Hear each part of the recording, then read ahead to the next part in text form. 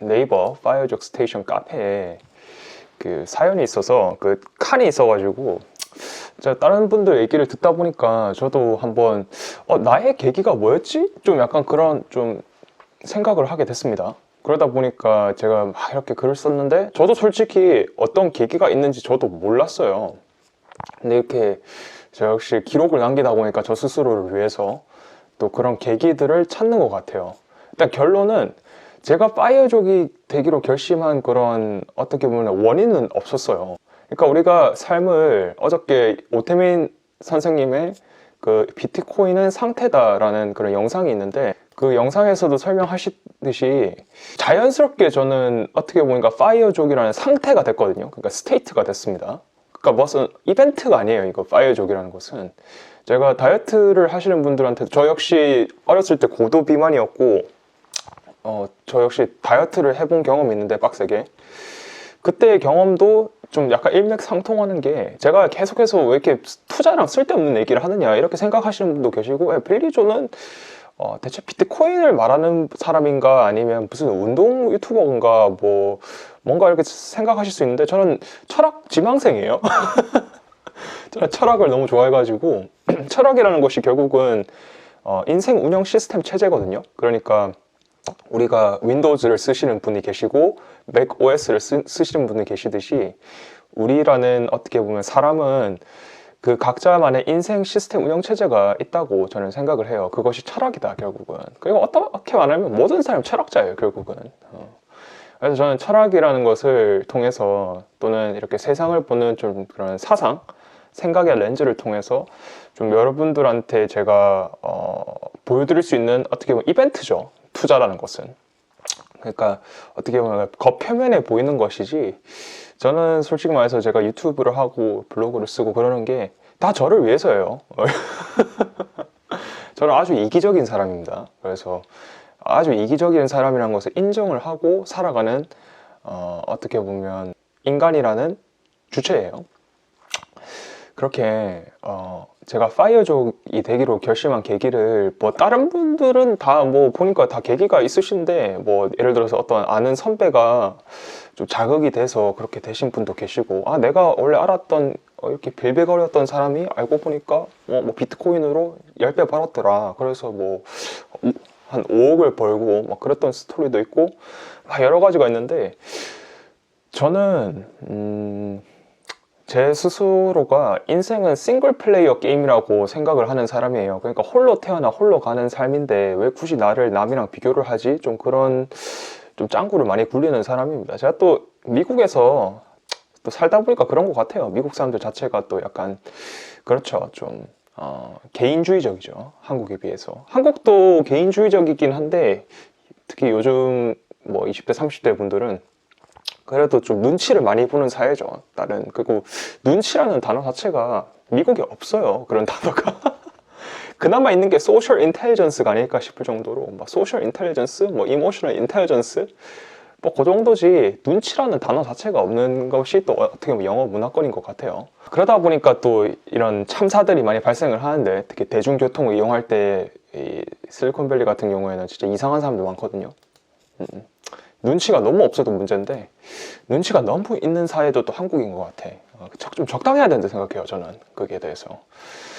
아무튼 제가 파이어족이 결심된 계기는 없다. 솔직히 말씀드려서 없는데 근데 왜 이렇게 영상을 키면서까지 설명을 하느냐. 제가 여기 목소리로 전달을 하니까 글로써 전달이 안 되는 그런 미세한 그런 것들이 다 전달이 되는 것 같아서 저 역시 제 유튜브 영상을 산책하면서 어저께 들었거든요.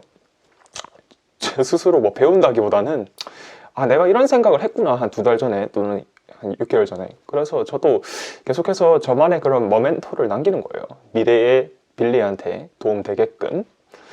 그렇게 해서 제가 이제 뭐 파이어족이 되기로 결심한 거라기보다는 그래서 때가 제가 대학교 4학년 때였는데 제가 인턴을 막 하고 있을 때였어요. 그때 이제 파이어족이라는 그러니까 Financial Independence, Retire Early라는 그런 경제적 독립 및 조기 은퇴라는 그런 말을 처음 들었을 때가 직접적으로 처음 들었을 때가 대학교 4학년 때였고 뭐 그전에도 인턴십을 매일 뭐 여름방학마다 거의 해왔거든요. 뭐 2학년 때에서 3학년 올라가는 그때 빼고는. 그래서 제가 파이어족을 뭐 처음 들었던 걸로는 경제적 자유라는 단어를 처음 들었어요. Financial Freedom. 그것이 이제 바로 그 너바르 선생님의 그 How to Get Rich 이 팟캐스트 및 트위터를 읽으면서 어떻게 보면 시작이 됐죠. 근데 이것도 참 우연치 않은 기회였는데 제가 지금 돌이켜 생각해보면 결국 그런 인포메이션과 인텔리전스의 차이가 있다고 제가 또 모 대학에서 강의를 해서 설명을 드렸는데 그 인텔리전스와 인포메이션의 큰 차이는 결국 맥락이 있는 정보와 맥락이 없는 정보 그 차이거든요. 그래서 인포메이션 같은 경우에는 누구나 알 수 있는, 즉 맥락이 필요 없는 정보이고, 그리고 인텔리전스의 경우에는 맥락이 있는 정보, 그러니까 맥락이 있어야만 이해가 되는 그런 정보고, 그런 맥락이 있는 정보, 어떻게 보면 첩보라고도 할 수 있는 인텔리전스를 얻기 위해서는 직접 사람을 만나거나 아니면 내가 그 분야에서 일을 하면서 깨우치는 것밖에 없거든요, 솔직히 말씀드려서. 그러다 보니까 미국 같은 경우에도 뭐 휴먼 인텔리전스를 휴민텔이라고 부르고, 뭐 엄청나게 그런 다른 인텔리전스를 게더링 할 수 있겠지만, 모을 수 있겠지만, 그런 휴먼 인텔리전스를 엄청 강조를 하거든요. 사람을 통해서 배울 수 있는 그런 정보들이, 첩보들이 많다. 저는 그것을 또 어떻게 보면 재테크를 하면서도 배웠던 것 같아요. 제가 미국 유학을 준비하면서도 배웠지만 이렇게 미국에 와서 미국 사람들로부터 이제 파이어족이라는 것을 처음 들었죠. 제가 좀 친하게 지내고 있는 제 지금도 직장 동료들 중에서 저보다 한 3, 4년 더 빨리 대학교를 졸업하거나 아니면 MBA도 갔다 오셨지만 또 이렇게 한국에도 한번 살아보셨던 또 어떻게 친한 세력이 있어요. 좀 친한 세력. 한국을 좋아하시는 분들 꽤 많아. 우리 회사에도.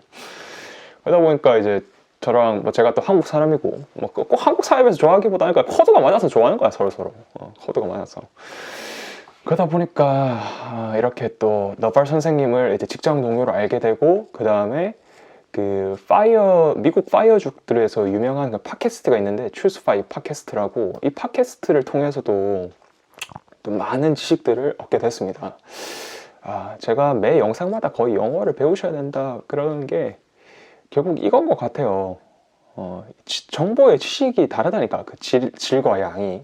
뭐 질은 솔직히 말씀드려서 한국 분들이 더 좋은 것 같아요, 확실히. 근데 양이 양의 차이가 너무 거대하다 보니까 영어로 습득할 수 있는 정보와 한국어로 습득할 수 있는 정보의 차이가 양이 너무 크다 보니까 양이 압도해버리니까 이게 인해전술이 돼가지고 상대가 안 돼, 한국어로 얻을 수 있는 정보는. 근데 진짜 제가 한국 분들이랑 계속 소통을 하고 그러는 이유가 그저께 영상에서 말씀드렸듯이 먹고 살기 위해서 하는 거예요. 저도 언제 한국에 짐 싸서 돌아갈지 모르니까. 솔직하잖아. 솔직하잖아, 나는. 나는 뭐 그런 거 없어. 나는 혹시 이게 내 밥줄이 되어줄 수 있을까? 근데 이게 하다 보니까 돈은 안 돼, 솔직히 말해서. 돈은 안 되는데 재밌어. 재밌으니까 하는 거야. 여러분들한테 또 도움 되시는, 이번에 또 그 모 대학에서 강의를 했는데 강의하는 도중에 또 한 학생이 저의 또 그런, 뭐 팬이라고 하기는 좀 그렇고, 아무튼 뭐 좀 저를 좀 이렇게, 잘 이렇게 팔로우 하시는 분이 또 생겼어요. 저는 그런 게 좋은 거야, 솔직히 말해서. 저는 뭐, 그런 돈 받고 이러는 것도 물론 좋겠지만, 그런 것보다는 저와 생각이 맞는 사람들을 이렇게 모아서 더 이제 서로 자극이 되고 서로 이렇게 으쌰으쌰 하는 그런 게 좋다. 저는 그런 말씀을 좀 드리고, 아무튼 이렇게 정말 우연치 않게 어떤 은인들이 있어, 중간중간에 삶을 살다 보면. 그런 사람들을 이렇게 그때 당시에는 그냥 뭐 한 30분 정도 그냥 회사 구내 식당에서 그냥 얘기한 거일 수 있는데, 그게 쌓이니까 그때 그분께서 했던 말씀이 트리거가 됐구나, 그런 걸 좀 많이 느껴요. 그러니까 제가 트리거가 없다고 처음에 말씀드렸는데, 솔직히 말해서 트리거 너무 많아. 어떻게 말하면 참 아이러니하죠. 트리거가 딱 하나 트리거는 없는데 정말 사소한 것들이 모여서 제가 어느 순간 보니까 파이어족이라는 상태가, 그러니까 스테이트가 되어 있더라, 그런 말씀을 좀 드리고 싶은 거예요. 네. 그러니까 인과관계라는 것은 오태민 작가님께서 더 잘 설명을 해주셨고, 저도 데이비드 휴움 같은 경우에는 그냥 교과서에서 또는 뭐 철학 시간에 좀 이렇게 슬쩍 이렇게 본 것밖에 없어서 뭐 제가 다 설명을 할 수 없겠지만, 데이비드 휴의 아이디어는 뭐냐면, 이 인과관계라는 것은 솔직히 말해서 배우지 않은 사람도 인과관계로, 특히 인간은 해석을 한다. A가 일어났으니까 B가 일어났다. 이런 것들은 어떻게 보면 심지어 침팬지도 실험을 해보면 파블로의 개라고 있잖아요. 파블로가 이제 그 러시아의 그 심리학자였는데, 종을 딱 울리면 종이 울리면 이제 계속 밥을 주니까 그 종만 울려도 침을 흘리더라. 그러니까 개도 어떻게 보면 이런 말씀 좀 드려서 좀 죄송스럽긴 한데, 강아지도 인과관계를 구분할 줄 안다는 거예요. 짐승들도. 그러니까 인과관계는 전혀 인간적인 게 아니고 어떻게 보면 동물적이라는 거야. 어떻게 보면. 그러니까 트리거가 있다 없다, 이것도 솔직히 말해서 인과관계에 관한 그런 생각이거든요. 제가 볼 때는 뭐 그게 잘못됐다는 게 아니고, 그냥 솔직히 말해서 삶이라는 게 정말 복잡하기 때문에, 복잡계이기 때문에 이 엄청 다양한 일들이, 나한테 사소한 것들이 쌓이고 쌓여서, 뭐 예를 들어서 나의 나쁜 그런 앉아있는 습관 때문에 허리 디스크가 생기고 목 디스크가 생긴다고 정성근 교수님께서 말씀하시듯이, 이 인과관계를 통해서만 삶을 보는 게 아니고 좀 사소한 것들에 대해서 관심을 가져야 되는데, 그 사소한 것들에 대해서 관심을 가지기 위해서는 이렇게 나만의 글을 쓸 수밖에 없다. 나만의 영상을 찍을 수밖에 없고, 그래서 제가 유튜브랑 블로그를 하라는 거예요. 저는 모든 사람들이 뭔가 공유를 할 게 있다고 생각을 해요. 꼭 그거를, 그리고 공개적으로 망신당하지 않느냐 이렇게 생각할 수도 있는데, 공개적 망신을 두려워하시면 안 돼요. 특히 21세기 지금 웹3로 넘어가는 이 시대에서는. 뭐냐면 공개적 망신을 당할 수도 있겠지만 또 공개적으로 성공을 할 수 있단 말이에요. 그러니까 이 하방만 생각하죠. 상방을 생각을 잘 안 하시더라고요. 제가 가끔씩 제 이렇게 주변 분들을 보시면 하방 설정하는 것까지는 좋은데 상방까지 설정을 하시더라고. 상방은 설정하면 안 되는 거예요, 원래. 여러분, 상방은 뻥 뚫려 있어야 되는 거야. 상방을 설정하지 마세요, 절대로. 그러니까 제가 목표를 안 세우는 거예요. 어떻게 보면 목표를 안 세운다는 게 뭔 말이냐면, 이 목표를 계속해서 진화시키는 거야. 뭐 그게 욕심이다, 뭐 이렇게 뭐 불교 쪽에서 말씀도 하시는데, 그게 욕심이라기보다는, 글쎄요, 그거는 인간으로서 어떻게 보면 욕망이 많은 것은 안 좋아요. 제가 보기에는 욕망이 너무 많은 것은, 그 욕망을 단순화시켜야 된다고 제가 계속 말씀드리는데, 욕심이 많은 것은 나쁘다고 생각 안 하거든요. 한 번 사는 인생 욕심 있게 좀 이렇게 내가 큰 꿈을 가지고 살아가는 것은 나쁘지 않다. 다만 욕망이 너무 많으면 안 된다. 그러니까 욕망이라는 것은 내가 돈을 벌고자 하는 욕망도 있고, 또 뭐 이렇게 또 좋은 또 회사에 또 어떻게 보면 뭐한 일원이 되겠다는 뭐 욕망도 있고, 뭐 또 좋은 또 뭐 딸, 좋은 아들, 뭐 좋은 뭐 남편, 좋은 뭐 와이프, 뭐 다 있겠지만, 글쎄요, 경제적 자유라는 것이, 특히 경제적 독립 및 이런 조기 은퇴를, 또는 내가 하기 싫은 일에서 탈출하고 싶으신 분들, 또는 이런 분들께서는 글쎄요, 진짜 그래서 저는 가족이 없을 때 열심히 해야 된다고 생각을 하거든요. 힘들어, 솔직히 말해서. 다 포기할 수 없거든. 근데 제가 2010년도부터 2020년도까지 뭐 대략 10년 동안 스쿨 게임, 학교 게임 이런 걸 하면서 느꼈던 건데, 포기할 거 빨리 포기해야 돼요. 그래야 선택과 집중이 돼. 그러니까 선택과 집중을 해야 성공을 한다는 건 아는데, 그 전에 뭐가 있는지 잘 생각을 안 하시더라고. 포기해야 돼요. 포기할 거는 빨리 포기해야 돼. 빠른 포기는 용기라니까.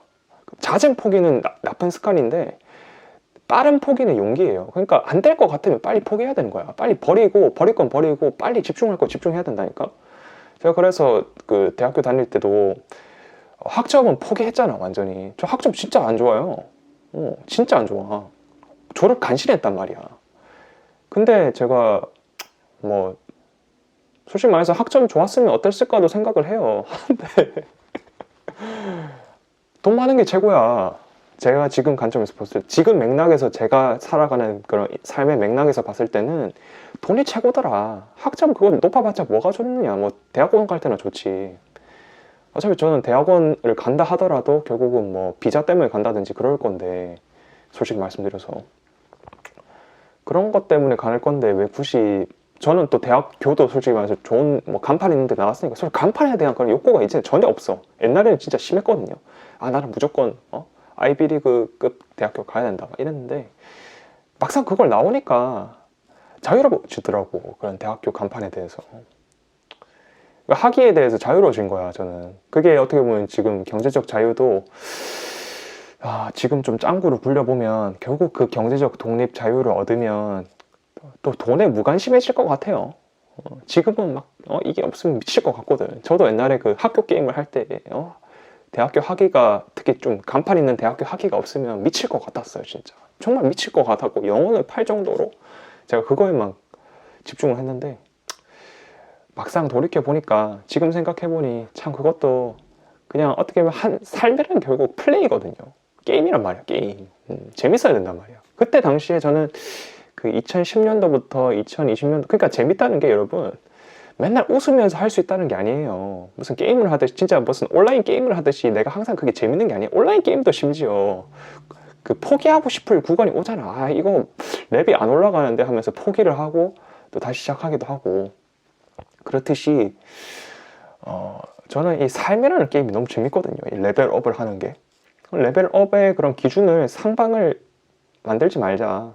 저는 좀 그런 말씀을 또 들어보고 인생은 시시콜콜한 게 아니라고 저는 생각을 해요. 그러니까 책 한 권 또는 어느 한 사람 때문에 또는 한 사건 때문에 변하지 않아요. 대부분. 그러니까 좀 이런 인과관계에서 우리가 벗어나올 필요가 있다. 그게 어떻게 보면 비트코인을 바라보는 또 자세이기도 해요. 비트코인뿐만 아니고 어떤 특정한 그런 사물을 볼 때나 또는 그런 과학적인 사고를 하려고 노력을 하는 개인으로서 저도 비과학적인 사고를 많이 하는 연역적인 사고를 많이 하고 또 이렇게 감정에 이끌린 그런 생각을 많이 하는 그런 인간이기 때문에 나약한 인간이기 때문에 노력을 많이 하는데 이게 결국 진리는 인생은 속력이 아니라 방향이다. 각도 설정이 중요하다는 말씀이에요. 그래서 인천공항에서 비행기가 조금만 각도를 틀어도 중국으로 갈 수 있고 또 유럽으로도 갈 수 있죠. 그러니까 제게는 파이어든 뭐 비트코이너든 뭐든 트리거가 없었다는 게 맞을 것 같아요. 딱 하나의 어떤 이벤트 때문에 그런 게 없었다. 아직까지는 뭐 굳이 이벤트를 뽑으려면 2020년도에 그 큰 대하락 이후에 많이 풀렸던 인플레이션 때문에 풀렸던 돈 때문이라고 할 수 있겠지만 비트코인에 빠지게 된 계기도 그 전부터 계속 해왔던 뭐 자유주의 사상이라든지 또 뭐 이상한 쓸데없다고 생각했던 그런 대학교에서 들었던 철학 수업들 그런 것들이 다 쌓여가지고 복리의 효과가 붙듯이 복리도 왜 그렇게 갑자기 생기는지 잘 이해를 못한단 말이에요. 인간의 뇌로는. 왜냐하면 그게 곱셈의 삶이기 때문에 곱셈의 세계는 인간의 뇌가 잘 받아들이기 힘들거든요. 왜냐하면 우리는 항상 그 덧셈의 삶만 보기 때문에 눈으로는 그러니까 지구가 평평하다고 생각한단 말이에요. 그 눈으로 보기에는 지구는 둥글고 태양이 뜨는 게 아니고 지구가 돌아서 뜨는 건데 태양은 가만히 있는 거고 자 우리 인간의 그런 내 두 눈으로 직접 봤다 그러니까 맞다 이게 아니에요. 내 두 눈으로 직접 봤기 때문에 더 의심을 해야 돼. 참 아이러니하죠. 양자역학도 배우다 보면 참 재밌어요. 그래서 빌리조의 파이어 트리거는 없었다. 그저 여태껏 읽어왔고 사소한 것들이 쓸데없는 것들이 쌓여서 파이어족이 되었더라 보니까 뭐 비트코이너도 그래요. 쓸데없다고 생각했던 것들이 쌓여서 지금 어떻게 보면 이 유튜브도 쓸데없다고 생각하는데 이게 어떤 인연이 되고 어떤 트리거가 될지 아무도 모르는 거야. 그러니까 제가 블랙스완을 무서워하지 마시고 블랙스완을 잡으라니까. 그 파지티브 블랙스완을 긍정적 블랙스완을 잡으세요. 그러니까 데이트도 첫 데이트도 나가라니까. 싫다 좋다 그게 아니고 그 사람이 못생겼다 잘생겼다 내 타입이 아니더라도 나가야 하는 거야. 나가서 보는 거야.